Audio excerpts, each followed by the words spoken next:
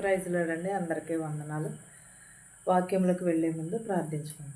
స్తుతులపైన ఆశ్రయమైన దేవా, నీకు వందనములు, నీకు స్తోత్రాలు నాయన. గడిచిన కాలం అంతే మమ్మల్ని కాచి కాపాడి సజీవ రెక్కలలో ఉంచినందుకు నీకు లెక్కలేని స్తోత్రాలు చెల్లించుకుంటున్నాము నాయన ప్రభు. నీకు వందనములు నాయన ప్రభు.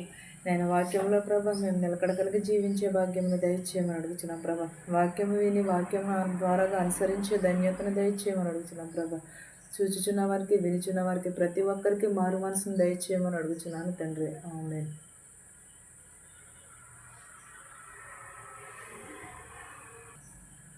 రూతు 2:3 మొదటి నుంచి చూద్దామండి.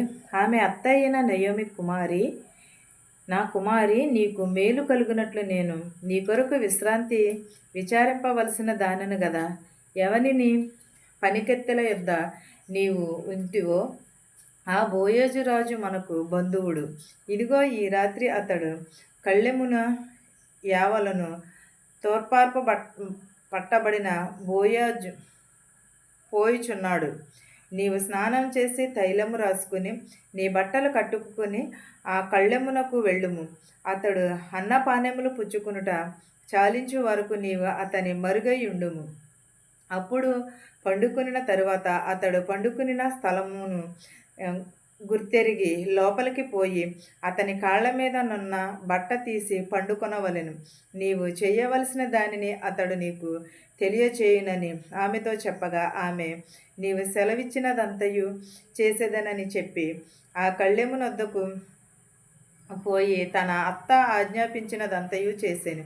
బోయోజురాజు మనసున సంతోషించున్నట్లు అన్నపానెములు పుచ్చుకుని లోపలికి పోయి ధ్యానపు కుప్ప యొద్ద పండుకునినప్పుడు ఆమె మెల్లగా పోయి అతని కాళ్ళ మీద నున్న బట్ట తీసి పండుకునెను. మధ్యరాత్రి యందు అతడు ఉలిక్కిపడి తిరిగి చూచినప్పుడు ఒక స్త్రీ అతని కాళ్ళ యొద్ద పండుకొని ఉండెను. అతడు నీవెవరివని అడుగగా ఆమె, నేను రూతు అను నీ దాసురాలిని. నీవు నాకు సమీప బంధువుడు గనుక నీ దాసురాలి మీద నీ కొంగు కప్పుకొనమనగా, అతడు నా కుమారి, యెహోవా చేత నీవు దీవెన నొందిన దానవు. నా కుమారి, యెహోవా చేత నీవు దీవెన నొందిన దానవు. కొద్దివారినే గాని గొప్పవారినే గాని యవనస్తులను నీవు వెంబడింపక ఇండుట వలన నీవు మునుపటి సత్ప్రవర్తన కంటే వెనుకటి సత్ప్రవర్తన మరీ ఎక్కువైనది. కాబట్టి నా కుమారి, భయపడకుము. నీవు చెప్పినదంతయు నీకు చేసేదను. నీవు యోగ్యురాలవని నా జనులందరూ ఎరుగుదురు. నేను నిన్ను విడిపింపగలవాడను. మాట వాస్తవమే. అయితే నీకు నాకంటే సమీప బంధువైన ఒకడున్నాడు. ఈ రాత్రి ఉండుము. ఉదయమున అతడు నీకు బంధువు. ధర్మము జరిపిన ఎడల సరి, అతడు విడిపింపవచ్చును. నీకు బంధువుని ధర్మము జరుపుటకు అతనికి ఇష్టము లేకపోయిన ఎడల యెహోవా జీవము తోడు, నేను నీకు బంధువుడను, ధర్మము జరిపింపదను. ఉదయము వరకు పండుకునుమని చెప్పాను. కాబట్టి ఆమె ఉదయము వరకు అతని కాళ్ళ యొద్ద పండుకుని ఒకనినొకడు గుర్తుపట్టింప వెలుగు రాకముందే లేచెను. అప్పుడు అతడు ఆ స్త్రీ కళ్ళెమునకు వచ్చిన సంగతి తెలియజేయకుండానే చెప్పెను. మరియు అతడు, నీవు వేసుకునిన దుప్పటి తెచ్చి పట్టుకునమని చెప్పగా ఆమె దాన్ని పట్టెను. అతడు 6 కొలల మనుగు యావలను కొలిచి ఆమె భుజముల మీద నుంచగా ఆమె పురములోకి వెళ్ళెను. ఆమె తన అత్త ఇంటికి వచ్చినప్పుడు, అత్త, నా కుమారి, నీ పని ఎట్లు జరిగి ఉండగా ఆమెను ఆ మనుషుడు తనకు చేసినదంతయు తెలియజేసి, నీవు వట్టి చేతులతో నీ అత్త ఇంటికి పోవద్దని చెప్పి అతడు ఈ 6 మనుగుల యావలను నాకిచ్చేననెను. అప్పుడు ఆమె, నా కుమారి, ఈ సంగతి నేటి దినమున నెరవేర్చితేనే కానీ ఆ మనుషుడు ఊరకుండడు గనుక ఇది ఎలాగూ జరుగునో నీకు తెలియ వరకు ఊరకుండుము అనెను. ఆమె అత్త అయిన నయోమి ఏం చేసింది, కుమారి నీకు నేను మేలు చేయని ఉద్దేశించుచున్నాను కాబట్టి నీకు మేలు చేయాలంటే నేనేమి చేయాలని ఆలోచించి నీకు ఈ శ్రమల నుండి విశ్రాంతిని కలుగచేస్తానని నయోమి రూతుకు చెప్పుచున్నది. ఇదిగో మనము ఈ రాత్రి సమీప బంధువు అయిన బోయేజు రాజు వద్దకు వెళ్ళి భోజనం చేసిన తర్వాత అతనితో కాళ్ళ దగ్గర పడుకో, అప్పుడు అతను నీకు ఏమి మేలు చేయాలో ఆ మేలే చేస్తాడు అని చెప్పినది అత్తగారు. అత్తగారు ఎలా చెప్పినదో అలాగే చేసినది. వెళ్ళి బోయేజురాజు దగ్గర కాళ్ళ దగ్గర పడుకుంటే ఆమె చెంగి తీసి బోయేజురాజు ఏమన్నాడు, కుమారి నీవు దీవెన నొందిన దానువు, ఆశీర్వాదము నొందిన దానువు, దేవుని దగ్గర నీవు దీవెన పొందిన దానువు, నీవు ఇలా చేయట మంచిది కాదనని. కానీ తన యవన కాలము నుండి కూడా ఆమె ఎలాంటి పొరపాటు లేనందువలన బోయేజురాజు ఏమన్నాడంటే, ఇప్పటికంటే మునుపటి ప్రవర్తన కంటే నీవు ఎక్కువగా ఆశీర్వదింపబడిన దానువు కాబట్టి కుమారి నీవు భయపడకుము, నీవు చెప్పినదంతయు చేసేదనని. నీవు యోగ్యురాలు గనుక జనులయందు నిన్ను ఎవరను కూడా తప్పు పట్టరు అని చెప్పి ఉన్నాడు. కాదంటే నాకంటే సమీప బంధువుడైన ఒకడు నీకు ఉన్నాడు, అతను ఎవరనేది నేను తెలియచేస్తాను, ఈ రాత్రి నువ్వు ఇక్కడే పండుకుని తెల్లవారకు మునిపే వెళ్ళమని చెప్పాడు బోయేజురాజు. కానీ ఆమె ఏం చేసినది, ఆమె అక్కడే పండుకుని అలాగే యెహోవా జీవము తోడు నేను నీకు బంధువులను నీకు నేను మేలు చేస్తాను, నీ బంధువు ద్వారాగానే కదా ఎలా అయినా సరే నీకు నేను మేలు చేసే ఉంచుతాను. వెలుగు రాకముందే లేచి ఆమె వెళ్ళిపోయింది. వెళ్ళగానే ఇంటికి అత్తగారు నేను చెప్పినది చేసావా అంటే చెప్పినది చేశాను. చెప్పినది ఏమనగా అతను ఏం చేశాడంటే పండుకున్న దాన్ని వస్త్రముని తీసి అతని సగం కట్ చేసి ఆమెకు రూతికి ఇచ్చాడు. రూతికి ఇవ్వగా అది పట్టుకెళ్ళి అత్తగారికి చూపితే ఆమె ఇది ఇచ్చాడంటే ఏదో మేలే చేస్తాడు, అంతేగాని ఊరికినే విడిచిపెట్టడు బోయేజు రాజు అని అత్తగారు కోళ్ళకి చెప్తుంది. రూతుకి చెప్పిన వెంటనే రూతు ఇది అంతవి కూడా ఇలాగే ఉంచు, తర్వాత చూసుకుందామని కోడలికి చెప్తే అత్తగారు రూతు కూడా అలాగే అని మౌనంగానే ఉంటుంది. కానీ కుమారి నీ పని ఎట్లు ఎలాగ జరిగినదని ఆ మనుషుడు చేసినదంతయి నీకు వట్టి చేతులతో పంపడే.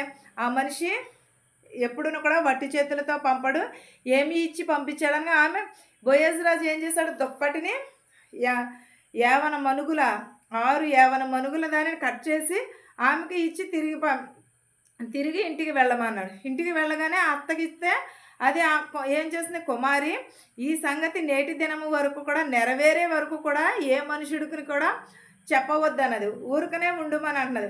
ఊరిలో కూడా ఎవరికి కూడా చెప్పకన్నది. ఊరికనే ఉండకుండా గనుక ఇది ఎలాగో జరుగునో నీకు తెలియదు కాబట్టి ఊరికనే ఉండదు. ఇది ఏం జరుగుతుంది ఎలా జరుగుతుంది అనేది అలాగే మౌనంగా ఉండు, బోయేజురాజు ఏం చేస్తాడో చూద్దాము అని ఎవరికి తెలియకోకుండా అలాగే ఉంచమనండి. కోడలు కూడా అలాగే ఉంచుతుంది. అది ఆ రోజున అతనితో సయ్యనివ్వలేదు.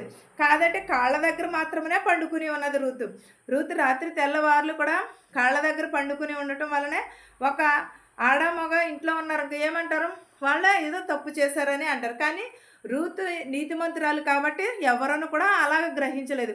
కానీ ఎవరు చూసినాను కూడా కానీ ఏమనుకుంటారు, తప్పు చేసినట్టే లెక్క కదా, నేను రేపొద్దున నీకు ధర్మమునే చేస్తాను, ఎందుకంటే నీవు దేవుడి చేత దీవింపబడిన దానువు, ఆశీర్వదింపబడిన దానువు, నీవు ఊరిలోనే కదా ఎక్కడ పెళ్ళికి ముందు కానీ పెళ్ళి తర్వాత కూడా దేవుడు నిన్ను ఆశీర్వదించాడు.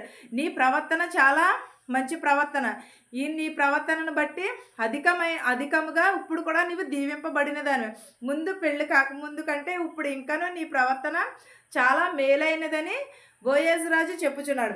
అప్పుడు అలాంటినప్పుడు ఆమె ఏమంటుంది, అలాగే మౌనంగా ఉండి జరిగినదంతా కూడా నయోమికి చెప్తుంది రూతు. చెప్పగానే ఆమె ఊరిలోనూ ఏం జరుగుతున్నది అనేది కూడా నీవు అలాగే ఉండుమో చూద్దామని అంటది. నీవు కష్టపడిన దానికి, నీవు కష్టానికి, నీవు అనుభవించిన దానికి, బాధలకి, నీవు చేసిన ప్రతి ప్రార్థనకి కూడా నీవు లోపల పడిన వేదనను కూడా ఒకరోజు నువ్వు ఖచ్చితంగా ప్రతిఫలాన్ని చూస్తావు అని అంటాడు. ఏంటి నమ్మకం లేదా అన్న. అయితే చూడు ఈ వాక్యము, యెహోవా నీకు చేసిన దానికి ప్రతిఫలం ఇస్తానంటున్నాడు. ఎవరికి, రూతుకి చేసిన దానికి ప్రతిఫలం ఇస్తానన్నాడు. ఎంత నమ్మకముగా ఉన్నావో అలాగే నువ్వు మనసులో పడిన బాధ కానీ వేదన కానీ ఇదంతా కూడా దేవుడు తీసివేస్తానని అంటున్నాడు. అలాంటినప్పుడు నీకు సమాధానమును, నీ ప్రవర్తనను బట్టి నీకు ప్రతిఫలం ఇస్తానన్నాడు. కానీ ప్రతిఫలం ఏంటదంటే బోయేజురాజును పెండ్లి చేసుకోవడము, ఆమె ఆ దేశానికి రాణి అవ్వడమే అది దేవుడు ఆమెకి ఇచ్చిన గొప్ప ప్రతిఫలము. నయోమి మాట విన్నది కాబట్టి ఆమె చాలా ఆశీర్వదింప అత్తగారిని, మామగారిని చూసే రోజులు కావివి. అయినను సరే తల్లిదండ్రులను విడిచిపెట్టి అత్తగారిని హత్తుకోవడం వల్ల అత్తగారే ఆమెకి మేలు చేసినది. ఎలా ఉండాలి, ఎలా చేయాలనేది కూడా చెప్పినది. ఈ రోజుల్లో సొంత కూతురే మాట వినట్లేదు. కానీ అలాంటిది రూతు మాట వినడం వలనే ఆవిడ దేవుని యందు ఆశీర్వదింపబడినది, దీవెనలు కూడా పొందుకున్నది. మనం కూడా అలాంటి దీవెనలు పొందుకోవాలని ఈ వాక్యమును మీకును మాకును మనందరికీ కూడా తోడై ఉండును గాక. ఆమేన్. ప్రార్థించుకుందాం. సర్వశక్తుడా, సర్వలోకమును ఎరిగిన దేవా, నీకు వందనాలు నాయన ప్రభా. సృష్టికర్త, నీకు లెక్కలేని స్తోత్రాలు, వందనాలు నాయన. గడిచిన కాలమంతే మమ్మల్ని కాచి కాపాడి నాయన ప్రభ, ఈ రాత్రి వేళలో మమ్మల్ని నిలవబెట్టినందుకు నీకు లెక్కలేని స్తోత్రాలు నాయన ప్రభ. ఉదయంలో నేను లేచి స్తుతించే భాగ్యము దయచేసినందుకు నీకు వందనములు, నీకు స్తోత్రాలు నాయన ప్రభ. మా శత్రువుని మిత్రువుని దీవించమని అడుగుచున్నాం ప్రభ. ధనుకులనేమి భేదాలనేమి దీవించమని అడుగుచున్నాం ప్రభ. ప్రతి ఒక్కరి కుటుంబంలో శాంతిని సమాధానం దయచేయమని అడుగుచున్నాం ప్రభ. పెదవరాలను దీవించమని అడుగుచున్నాం ప్రభ. వృద్ధాప్యంలో ఉన్నవారిని, నడివయసులో ఉన్నవారిని, యవనస్తులని, యవనరాలను దీవించమని అడుగుచున్నాం ప్రభ. గర్భిణీ స్త్రీలకు సిలువైన కనుక దయచేయమని అడుగుచున్నాం ప్రభ. బాలింతల ప్రభ దీవించి ఆశీర్వదించమని అడుగుచున్నాం ప్రభ. పిల్లలు లేని వారికి పిల్లల దయచేయమని అడుగుచున్నాం ప్రభ. వరుడి కోసం, వధువు కోసం చూస్తున్న వారికి సరైన సహాయం చేయమని అడుగుచున్నాం ప్రభ. గ్రుడ్డివారిని, కుంటివారిని, మోగవారిని, చెవిటివారిని కూడా దీవించి ఆశీర్వదించి వారు స్వస్థపరచమని అడుగుచున్నాము నాయన ప్రభ. అంగవైకల్యం కలిగిన వారిని ప్రభ బాగు చేయమని అడుగుచున్నాం ప్రభ. ప్రతి ఒక్కరి కుటుంబంలో శాంతిని సమాధానమును దయచేయమని అడుగుచున్నాం ప్రభ. నీ కనికరమును, నీ దయను దయచేయమని అడుగుచున్నాం ప్రభ. ప్రతి ఒక్కరి కుటుంబంలో ప్రభ శాంతిని సమాధానమును దయచేయమని అడుగుచున్నాను నాయన ప్రభ. నీకే స్తోత్రములు, వందనాలు నాయన ప్రభ. బస్సుల్లో వెలిచినట్టు వారిని, రైల్లో వెలిచిన, హెలికాప్టర్లు, ఆటోల్లో, ట్యాక్సీలో వెలిచినట్టు వారిని ప్రభ వారి గృహాలకు సురక్షితంగా చేర్చమని అడుగుచున్నాం ప్రభ. ఎవరెవరైతే ఏ చేతి పనులైతే చేయుచున్నారు ప్రభ, వారి చేతి పనులను దీవించి ఆశీర్వదించమని అడుగుచున్నాము నాయన ప్రభ. ప్రతి ఒక్కరి కుటుంబంలో శాంతిని సమాధానమును దయచేయమని అడుగుచున్నాము నాయన ప్రభ. ప్రతి ఒక్కరిని ప్రభ దీవించి ఆశీర్వదించమని అడుగుచున్నాము నాయన ప్రభ. నీకే స్తోత్రము, గానములు చేయుచున్నాము నాయన ప్రభ. ఇతర దేశంలో పని చేసుకుని చుండగా ప్రభ శక్తిని, బలమును దయచేయమని అడుగుచున్నాను నాయన ప్రభ. ఇతర దేశంలో నాయన ప్రభ పని లేక చాలామంది బాధపడుచున్నారు ప్రభ. వారందరికీ పని దయచేయమని అడుగుచున్నాం ప్రభ. మెడికల్కి వెళుచున్నారు, పీసీస్కి వెళుచున్నారు ప్రభ. వారన్నీ సఫలము జరుగుటకు సహాయం చేయమని అడుగుచున్నాం ప్రభ. యెహోవానైనా ప్రభ, నీకు వందనములు ప్రభ. నువ్వు కార్యములు సఫలము చేస్తానన్నావు నాయన ప్రభ. జ్వరంతో బాధపడుచున్నారు ప్రభ, అనేకమైన వ్యాధి బాధలతో బాధపడుచున్నారు ప్రభ. వారందరినీ స్వస్థపరిచి బాగు చేయమని అడుగుచున్నాను నాయన ప్రభ. ప్రతి ఒక్కరి అవసరతలు తీర్చమని అడుగుచున్నాం ప్రభ. చదువుకుంటున్న బిడ్డలను దీవించమని అడుగుచున్నాం ప్రభ. ఉద్యోగం లేక ఉద్యోగాలు కోసం ఎదురు చూస్తున్నారు ప్రభ, వారికి ఉద్యోగంలో దయచేయమని అడుగుచున్నాను ప్రభ. పిల్లలు లేక చాలామంది బాధపడుచున్నారు ప్రభ, వారికి పిల్లల దయచేయమని అడుగుచున్నాము నాయన ప్రభ. ఎవరికి ఏ అవసరతలు ఉన్నాయో మాకు తెలియదు కానీ నీకు తెలుసు నాయన ప్రభ. సమస్తమును చూచుచున్నవాడు నాయన ప్రభ, సమస్తమును ఎరిగి ఉన్నవాడు నాయన ప్రభ. ప్రతి ఒక్కరి కుటుంబంలో శాంతిని సమాధానమును దయచేయమని అడుగుచున్నాం ప్రభ. ఇంకను ఎవరినైతే మర్చిపోయింటే వారందరినీ కూడా దీవించి ఆశీర్వదించమని అడుగుచున్నాను నాయన ప్రభ. ప్రతి ఒక్కరి కుటుంబంలో ప్రభ నీ దయను, నీ కనికరమును దయచేయమని అడుగుచున్నాం ప్రభ. మా దేశాలని, మా సంఘాలని దీవించమని అడుగుచున్నాం ప్రభ. ప్రతి ఒక్కరికి ప్రభ శాంతి సమాధానమును దయచేయమని, నా ప్రార్థనను నీ పాదసన్ని చేర్చుకోమని నజరేయుడైన యేసు నామములో అడిగి వేడుకొనుచున్నాను తండ్రి. ఆమేన్. ఆమేన్. పరలోకమందున్న మా తండ్రి, నీ నామము పరిశుద్ధపరచబడును గాక, నీ రాజ్యం వచ్చును గాక, నీ చిత్తము పరలోకమందు భూమి నెరవేరినట్లును మా నిదినాహారం నేడు మాకు దయచేయము. మరణస్థులను మేము క్షమించిన ప్రకారము మరణములను క్షమించుము. దుష్టుని నుండి, శోధన నుండి తప్పించుము. రాజ్యమును, శక్తియు, మహిమయు నిరంతరము నీవై ఉన్నావు మా తండ్రి. ఆమేన్. ఆమేన్. అందరికీ వందనాలు.